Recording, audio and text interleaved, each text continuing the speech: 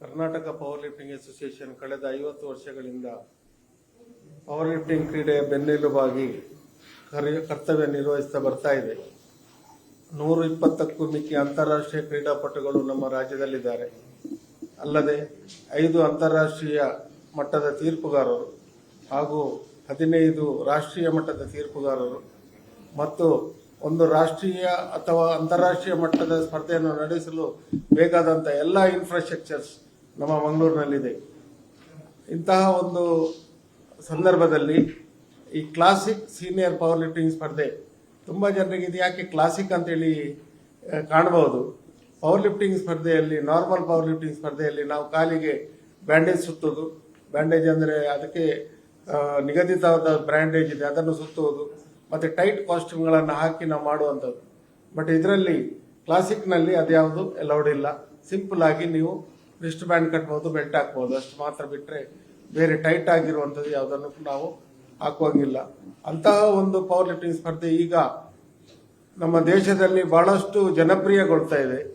ಪ್ರತಿ ಬಾರಿ ಕೂಡ ನಾವು ರಾಷ್ಟ್ರೀಯ ಸ್ಪರ್ಧೆಯನ್ನು ನಡೆಸುವಾಗ ನಮಗೆ 5 ದಿನದಲ್ಲಿ ಸ್ಪರ್ಧೆಯನ್ನು ಮುಗಿಸಲಿಕ್ಕೆ ಕಷ್ಟ ಆಗ್ತಾ ಇದೆ.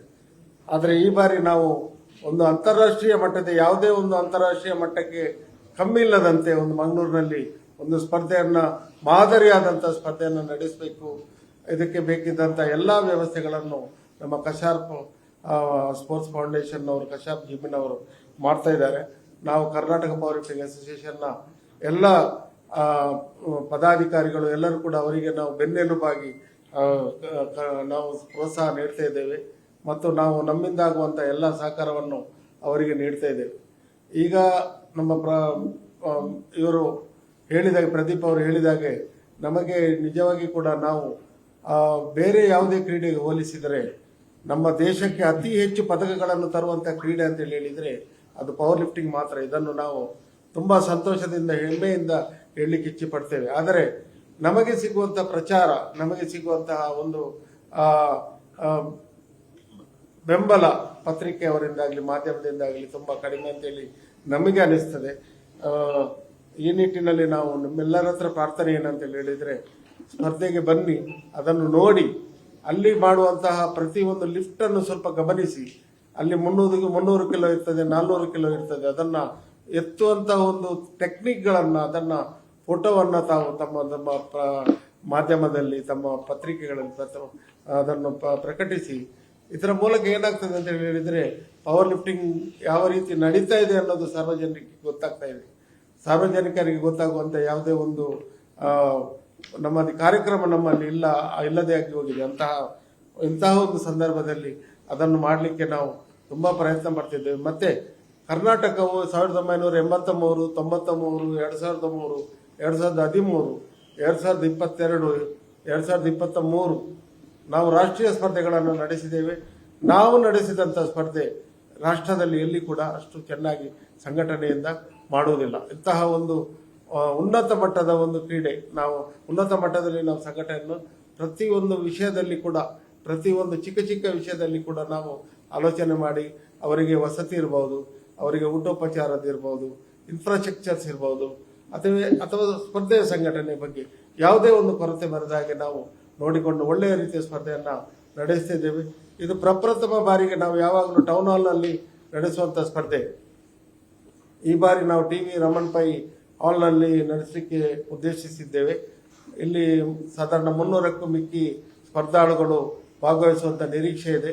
100ಕ್ಕೂ ಮಿಕ್ಕಿ ತೀರ್ಪುಗಾರರು ವಿವಿಧ ದೇಶದ ವಿವಿಧ ಭಾಗಗಳಿಂದ ಬರುವವರಿದ್ದಾರೆ. ಎಲ್ಲರಿಗೂ ಕೂಡ ನಾವು ಉತ್ತಮವಾದಂಥ ಊಟೋಪಚಾರದ ವ್ಯವಸ್ಥೆಯನ್ನು ಮತ್ತು ವಸತಿ ವ್ಯವಸ್ಥೆಯನ್ನು ಈಗಾಗಲೇ ಮಾಡಿದ್ದೇವೆ. ಸೋಮವಾರದಿಂದ ಟೀಮ್ ಬರಲಿಕ್ಕೆ ಪ್ರಾರಂಭ ಆಗ್ತದೆ.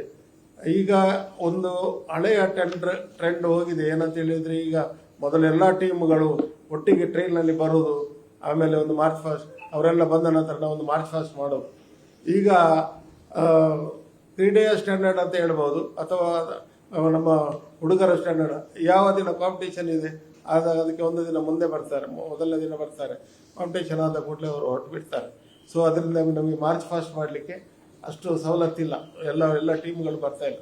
ಆದರೆ ನಾವು ಪ್ರತಿ ತಂಡದಿಂದ 5 ಆಯ್ಕೆ ಮಾಡಿ ಒಂದು ಚಿಕ್ಕ ಒಂದು ಮಾರ್ಚ್ ಫಾಸ್ಟ್ ಮಾಡುವಂಥ ಒಂದು ವ್ಯವಸ್ಥೆಯನ್ನು ಮಾಡ್ತಾ ಇದ್ದೇವೆ. ಸೊ ಆ ಒಂದು ಮಾರ್ಚ್ ಫಸ್ಟಿಗೆ ಕೂಡ ತಾವೆಲ್ಲರೂ ಹೆಚ್ಚಿನ ಪ್ರಚಾರವನ್ನು ನೀಡಬೇಕು, ಎಲ್ಲ ವಹಿಸಬೇಕು. ನಿಮಗಾಗಿ ನಾವು ಬೇರೆ ಒಂದು ಆಸನದ ವ್ಯವಸ್ಥೆಯನ್ನು ಮಾಡ್ತೇವೆ. ಅಲ್ಲಿ ನಿಮಗೆ ರಿಸಲ್ಟ್ ಇಂದ ಹಿಡಿದು ಪ್ರತಿಯೊಂದು ವಿಷಯದಲ್ಲಿ ಕೂಡ ನಮ್ಮ ಪ್ರದೀಪನ್ನ ಅಥವಾ ನಮ್ಮನ್ನು ಯಾರನ್ನು ಕೂಡ ಕಾಂಟ್ಯಾಕ್ಟ್ ಮಾಡಿದಲ್ಲಿ ನಿಮಗೆ ಸಂಪೂರ್ಣವಾದಂಥ ವಿವರವನ್ನು ನಾವು ನೀಡ್ತೇವೆ.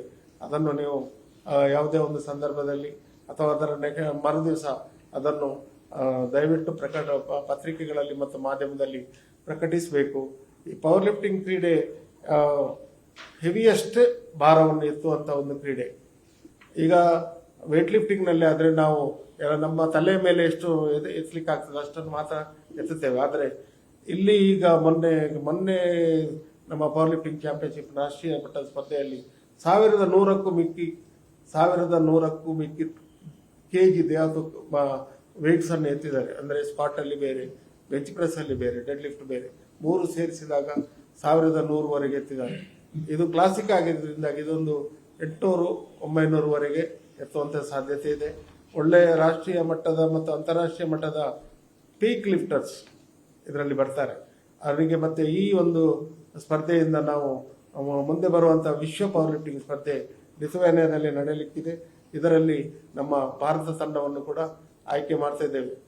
ನಮ್ಮ ಪವರ್ ಲಿಫ್ಟಿಂಗ್ನಲ್ಲಿ ನಾನು ಹೇಳಿದಾಗೆ ಮೆಡಲ್ ಅಂತೂ ಬರ್ತಾ ಇದೆ. ಆದರೆ ಇತ್ತೀಚೆಗೆ ನಮ್ಮ ಕ್ರೀಡಾಪಟುಗಳು, ದೇಶದ ಕ್ರೀಡಾಪಟುಗಳು ಹಲವಾರು ಜನ ವರ್ಲ್ಡ್ ರೆಕಾರ್ಡ್ ಅನ್ನು ಕೂಡ ಮಾಡಿದ್ದಾರೆ, ಈಗಲೂ ಮಾಡ್ತಾ ಇದ್ದಾರೆ.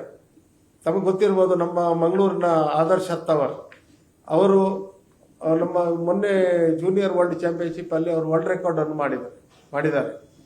ಅವರಿಗೆ ಈಗ ರೈಲ್ವೆಯಲ್ಲಿ ಜಾಬ್ ಆಗಿದೆ. ಬೇಕಾದಷ್ಟು ಉದ್ಯೋಗದ ಅವಕಾಶ ಕೂಡ ಇದೆ. ಬೇಕಾದಷ್ಟು ಜನ ಉದ್ಯೋಗವನ್ನು ಪಡೆಯುತ್ತಾ ಅವರು ಕೆಲಸ ಮಾಡ್ತಾ ಇದ್ದಾರೆ. ಅರಣ್ಯ ಇಲಾಖೆಯಲ್ಲಿ ಇದೆ.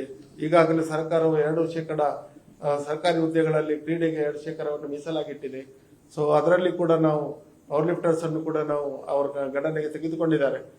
ಸೊ ಈ ರೀತಿಯಲ್ಲಿ ನಡೆಯುವಂತಹ ಒಂದು ಉತ್ತಮ ಮಟ್ಟದ ಸ್ಪರ್ಧೆಗೆ ತಾವೆಲ್ಲರೂ ಕೂಡ ಹೆಚ್ಚಿನ ಪ್ರೋತ್ಸಾಹ ಸಹಕಾರ ನೀಡಬೇಕಾಗಿ ಈ ಸಂದರ್ಭದಲ್ಲಿ ತಮ್ಮೆಲ್ಲರ ಹತ್ರ ನಾನು ವಿನಂತಿ ಮಾಡಿಕೊಳ್ತೇನೆ. ಕರ್ನಾಟಕದ ಫುಲ್ ಟೀಮ್ ಇದೆ, 16 ಜನ.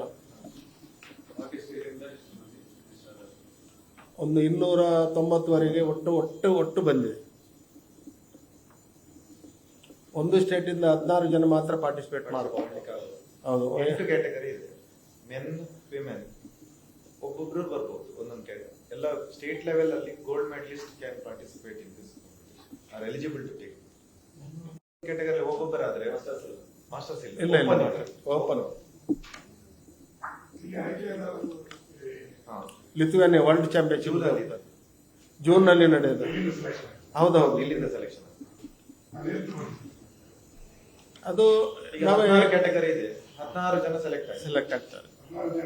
Gold medalist are eligible to take. ಈಗ ರಾಷ್ಟ್ರೀಯ ಮಟ್ಟದ ಆಟಗಾರರು ಪ್ರಮುಖರು ಯಾರಾದ್ರು, ಸೆಲೆಬ್ರಿಟಿ ಅಂದ್ರೆ ಆತರ ಯಾರಾದ್ರು ಬರ್ತಾರೆ? ರಾಷ್ಟ್ರೀಯ ಮಟ್ಟದಲ್ಲಿ ನಮ್ಮ ಕರ್ನಾಟಕದ ವಿಶ್ವನಾಥ್ ಭಾಸ್ಕರ್ ಗಾಡಿಗ, ಆದರ್ಶ್ ಹತ್ತವರು ನಮ್ಮ ಕರ್ನಾಟಕದವರು. ಆಮೇಲೆ ಪ್ರದೀಪ್ ಕೂಡ ಚೆನ್ನಾಗಿ ಪ್ರಾಕ್ಟೀಸ್ ಮಾಡ್ತಾ ಇದ್ದಾರೆ.